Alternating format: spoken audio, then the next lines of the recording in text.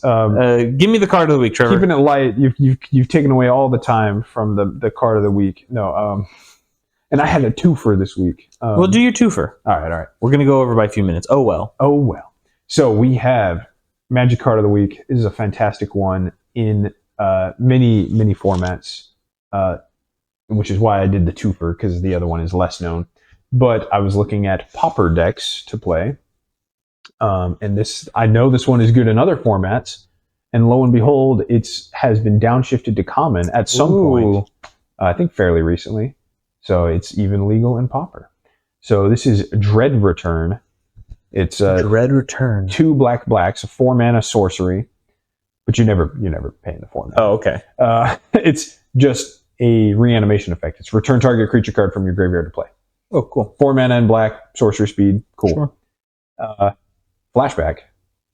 So you cast it from your graveyard, sacrifice 3 creatures. There's no mana cost on that. Oh, yeah. Dread Return is used in a lot of Commander can use it. Back in the day, like a long time ago, it was in Legacy decks. I don't think it's really played in Legacy anymore. But it is banned in Modern. Actually, I had to double check that. It probably could be unbanned at this point. It's an old card.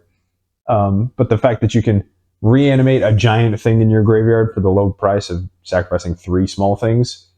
3 tokens if you wanted. 3 tokens is a lot more dangerous in 1v1 formats than in Commander. Sure. Yeah, for sure. And now it's in Pauper, which is fun. And it's funny because in Pauper, it's not banned. It's less abusable because there's less big things in the graveyard. And less token creation Less token creation, yeah. So it's not as egregious. That's interesting. But paired with maybe the biggest, best creature at common is my other card of the week. It is the Lotlith Giant. Never even heard of this guy. No, yeah, I think he's only played in Pauper. He's 6 and a black, 7 mana, but you're never paying that. A 7 mana, 6/5 zombie giant. And when he enters the battlefield, he deals 1 damage to target opponent for each creature card in your graveyard.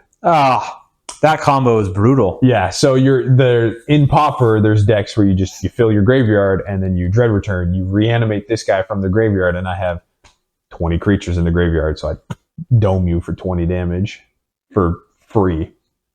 I had to sacrifice 3 tokens with the Dread Return. Or 3 1/1s or whatever. Yeah, 3 whatevers. And if they're actual creatures, they'll go in the graveyard. So then it's more damage that the Lotlith Giant deals when he enters.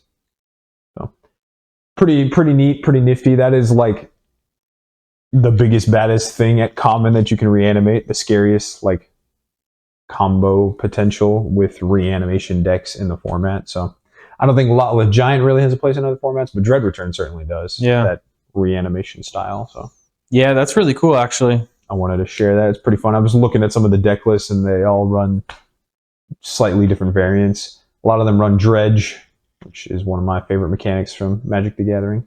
It's not super good in Pauper, but it's playable. It's playable. The Legacy version of the Dredge deck runs no lands, which I think is hilarious. It's my favorite Legacy deck. Because it's the only deck in any competitive format of Magic where you want to go second. Your ideal turn is going second. You draw cards or your 8 cards in hand, and then you pass and do nothing. And then have to discard. And then you discard at the end of the turn and you win the game. That's hilarious to me. That's my favorite. In Pauper, though, the Dredge deck with these guys, it runs like 10 lands. So it's very low amount of lands still, because you just fill your deck with a bunch of garbage creatures. So you can put them all in the graveyard and reanimate the Lotlith Giant and then just kill your opponent. That's funny. Yeah. That's my 2 for Magic Card of the Week for all you reanimator Magic nerds out there.